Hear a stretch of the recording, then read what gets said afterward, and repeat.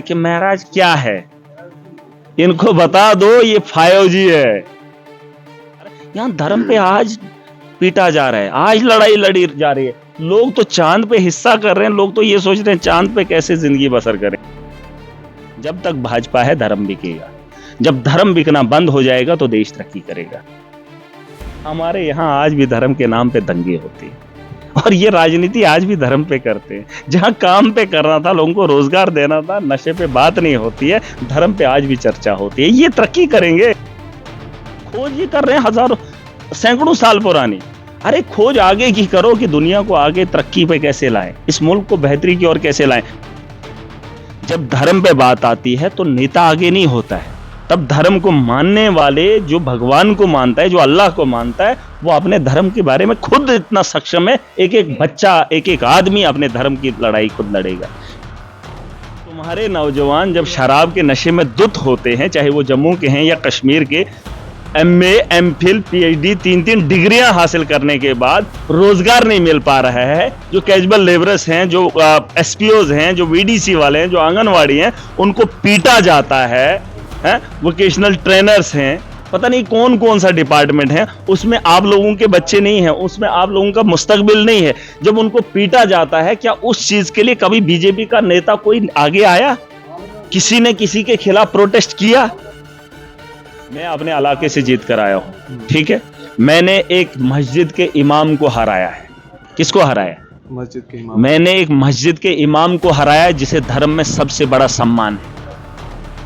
मैंने लोगों की सोच को बदला। आपने वोट काम को देना है, जो आपका काम कराएगा। मैं वो आदमी हूं, तूफान आया, मेरी फसल को उजाड़ रहा था, मैंने चल्ला पहले ही निकाला था, उसका तूफान उस चल्ले में आया, मेरी जमीन बच गई, मेरा खेत मैंने उजड़ने नहीं दिया, वो फसल भी बनी जिस फसल को इन्होंने उजाड़ने के लिए तूफान लाया था। मैं वो तिनका हूं जो पैदा हुआ है, तुम्हारी तरह नहीं हूं तूफान में बाढ़ में आ गया तो बह गया। एक बार फिर आज महराज मलिक ने आईना दिखाया है सरकार को। ये वो आईना है जो नौजवानों की बात की है महराज मलिक ने, और नौजवान जो है इस समय कायल होता जा रहा है महराज मलिक का। महराज मलिक बातचीत में इस समय मौजूद हैं। महराज साहब, आज फिर आपने आईना दिखाया है, कुछ आंकड़े लेकर आए हैं IIM के, और बताया है कि वहां पे कितने लाख पेड़ काटे गए हैं और उसकी वजह से कितना नुकसान जो है वो हमें हो रहा है। फायदा कुछ नहीं हुआ। सुनीता विलियम्स की मैंने बात की, खला में गई, खला में खोज 9 महीने करके आई। गुजरात की रहने वाली, हिंदुस्तान की बेटी, दुनिया के अंदर नाम रोशन किया। सुनीता विलियम्स नाम है। अगर वो अपने देश के अंदर होती, मोदी के गुजरात में होती, तो यहाँ जमीन की 3 गज की जमीन खोजते खोजते औरंगजेब की कब्र को ढूंढती कि औरंगजेब की कब्र है, किसी और की है। हमारे देश के अंदर ऐसे नौजवान हैं, ऐसे पढ़ा लिखा तबका है जो देश को विकसित बना सकता है, लेकिन गोबर की खोज करवाने में लगे हैं। वही बेटी जो इस देश की है, सुनीता विलियम्स, जो 9 महीने खला में रहकर आई है, खोज करके आई है। अगर वो इस देश के अंदर होती तो गोबर की खोज करवाई होती। क्योंकि यहाँ जो देश के अंदर माहौल है, जो राजनीति है, जो नौजवानों को सिखाया जा रहा है, लोगों को सिखाया जा रहा है, यहाँ धर्म पे आज पीटा जा रहा है, आज लड़ाई लड़ी जा रही है। लोग तो चांद पे हिस्सा कर रहे हैं, लोग तो ये सोच रहे हैं चांद पे कैसे जिंदगी बसर करें। इसके ऊपर अगर कितने प्लेनेट हैं, कहाँ हैं, क्या वहां जिंदगी बसर की जा सकती है। हमारे यहाँ आज भी धर्म के नाम पे दंगे होते हैं और ये राजनीति आज भी धर्म पे करते हैं। जहां काम पे करना था, लोगों को रोजगार देना था, नशे पे बात नहीं होती है, धर्म पे आज भी चर्चा होती है। ये तरक्की करेंगे। आज सुन लीजिए, आज हाउस के अंदर चला, आज जब बहस करनी थी फॉरेस्ट को लेकर, एक भी भाजपा के आदमी को ये पॉलिसी नहीं आई बतानी। आप थे अंदर, आप इनकी वीडियोस उठा के देख लेना, इनको मुद्दे पे बात करनी नहीं आती है। क्योंकि आज मंदिर था ही नहीं, आज मस्जिद थी नहीं, आज हिंदू मुसलमान था ही नहीं, मैं आज खुश था, वो चुपचाप बैठे, आधे से ज्यादा भाग गए थे।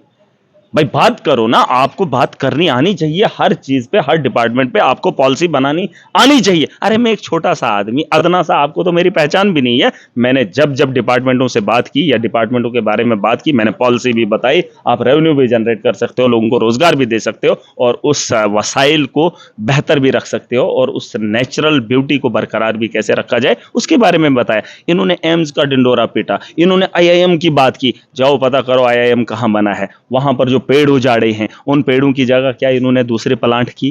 पूछो इनको, भाजपा को। और 0.06 का हमारा वहां बच्चा पढ़ता है, 0.06% में हमारे बच्चों को एडमिशन मिलती है।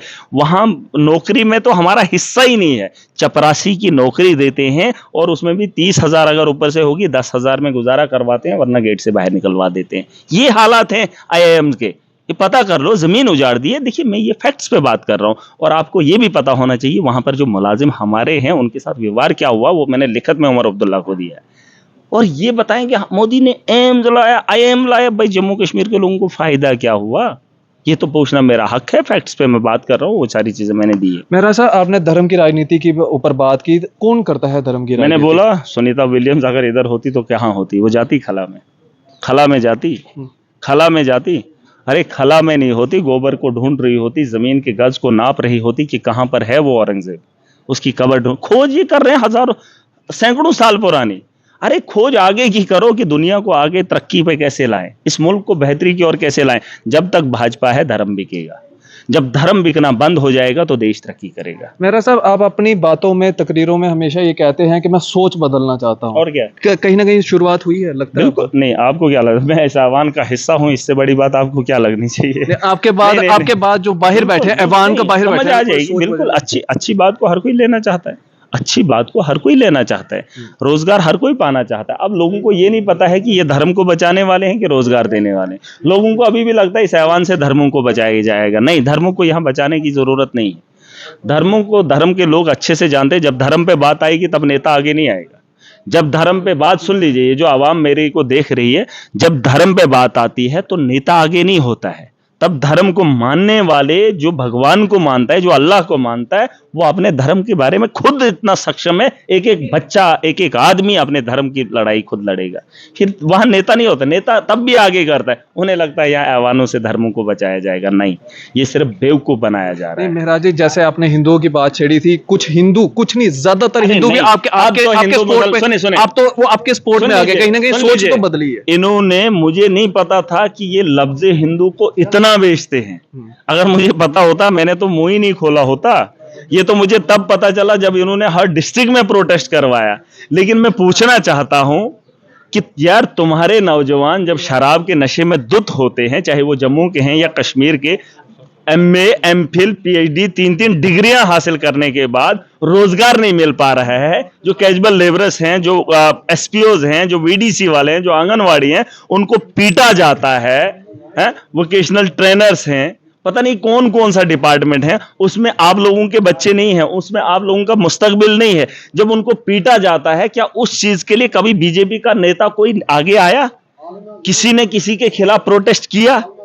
यार, जब आपके बच्चों के लिए, आपके नस्लों की बेहतरी के लिए भाजपा सामने आपको खड़ा नहीं कर सकती है, महराज ने एक लफ्ज क्या बोल दिया, उसके लिए पूरे डिस्ट्रिक्ट में हल्ला गुल्ला। अगर ये हल्ला गुल्ला ये नौजवानों के लिए करेंगे ना, तो जम्मू कश्मीर बेहतरी की ओर लेकिन नौजवान ने आपकी सपोर्ट की है। वही मैं कह रहा हूँ, नौजवान समझ जाएगा। और ये नहीं है कि महराज को नहीं बनना है, वही नौजवान बनेगा जिसको ये बेवकूफ समझ रहे हैं। जिस दिन वो नींद से जाग जाएगा, इनको इनकी औकात दिखाएगा। मैं एक ही बात बताऊंगा, मैं अपने इलाके से जीत कर आया हूं, ठीक है। मैंने एक मस्जिद के इमाम को हराया है। किसको हराया? मस्जिद के इमाम। मैंने एक मस्जिद के इमाम को हराया जिसे धर्म में सबसे बड़ा सम्मान है। लोग मुझे क्यों वोट देते? लेकिन मैंने लोगों की सोच को बदला। आपने वोट काम को देना है, जो आपका काम कराएगा, जो जिस काम के लिए बना है। आप होटल वाले से जूता नहीं मांग सकते। जिसको जूते की दुकान है उससे जूता ही खरीदो। जिसके पास सीमेंट है उसे चावल मत खरीदो, वो आपको सीमेंट ही देगा। वही मैंने उनको बताया, उन्होंने उसको छोड़कर महराज को चुना। जिस दिन इन्हें लगेगा ये बोल रहे नहीं बीजेपी के साथ जो है वही हिंदू है, क्या दूसरा हिंदू जब खड़ा हो जाएगा उसको ये बीजेपी वाले उठने देंगे? नहीं उठने देंगे। उसको बोलेंगे ये हिंदू नहीं, ये आतंकवादियों के साथ मिला हुआ है। अरे उनको बोला ना तुम बैठ जाओ, अब हम उठेंगे, MLA बनेंगे, नहीं उठने देंगे। नौकरियां आएंगी अपने परिवार में से लगाएंगे, दूसरे हिंदू को मौका नहीं देंगे, दूसरे मुसलमान को मौका नहीं देंगे। ये है इनका धर्म। मैं कह रहा हूं इन नेताओं के बारे में मत सोचो, इनको अच्छे से पढ़ो, इनको बोलो भाई साहब ठीक है आप MLA बन गए, अब हमें मौका दो। बीजेपी में होते हुए भी अगर इनको टिकट देंगे तब मुझे बताना। मेहरा साहब, एक आखिरी सवाल, आपकी बेटी ठीक है? हाँ देखिए ठीक है, चलता रहता है। ये बहुत सारी बातें हैं। मुझे डॉक्टर पूछ रहा था कितने महीने की, मैंने बोला यार ये तो नहीं पता कितने महीने की। देखिए फिक्र है, वक्त बहुत कम है, तेज़ी से बढ़ रहा है। शाम का खाना इंसान को याद नहीं रहता है। तो इसलिए इस दौर के अंदर, इस दौर जदीद के अंदर जहाँ बदहाली है, बदअमनी है, जहाँ लोगों को रोज़गार नहीं है, टेंशन है, डिप्रेशन है, इस सिस्टम को ठीक करना बड़ी ज़रूरत है। और एक चीज़ मैं बता दूंगा, ये जो लोग बता रहे हैं ना कि महराज क्या है, इनको बता दो ये 5G है, ये 2G पे चलने वाला आदमी नहीं, और मैं तुम्हारी तरह जीत कर नहीं आया हूं। ये वो लोग हैं जो आंधी का हिस्सा बने हैं। तूफान आया, तूफान में बह गए मोदी के नाम पे। मैं वो आदमी हूं, तूफान आया, मेरी फसल को उजाड़ रहा था, मैंने चल्ला पहले ही निकाला था, उसका तूफान उस चल्ले में आया, मेरी जमीन बच गई, मेरा खेत मैंने उजड़ने नहीं दिया, वो फसल भी बनी जिस फसल को इन्होंने उजाड़ने के लिए तूफान लाया था। मैं वो तिनका हूं जो पैदा हुआ है, तुम्हारी तरह नहीं हूं तूफान में बाढ़ में आ गया तो बह गया। ऐसा नहीं हो। जिस दिन तुम अपने पांवों पे खड़े होकर इलेक्शन लड़ोगे ना, तो जीत के बताना, जीत के बताना, भाजपा को छोड़ के मोदी के नाम के अलावा इलेक्शन जीत के दिखाना, तब मैं मानूंगा। बहुत बहुत शुक्रिया बातचीत करने के लिए। ये हम महराज मलिक से बातचीत कर रहे थे और तमाम बातचीत हुई है, जो मसले मिसाइल हैं उनके ऊपर बातचीत हुई है।